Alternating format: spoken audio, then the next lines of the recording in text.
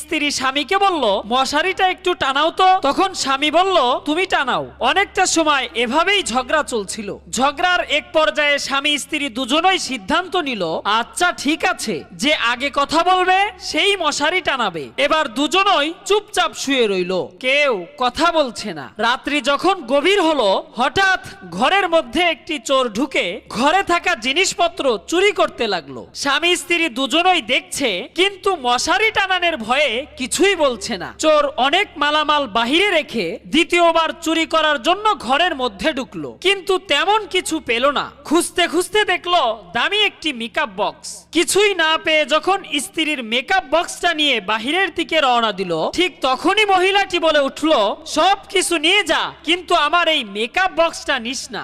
সঙ্গে সঙ্গে স্বামী বলে উঠলো, আগে কথা বলেছো, এবার মশারি টানাও।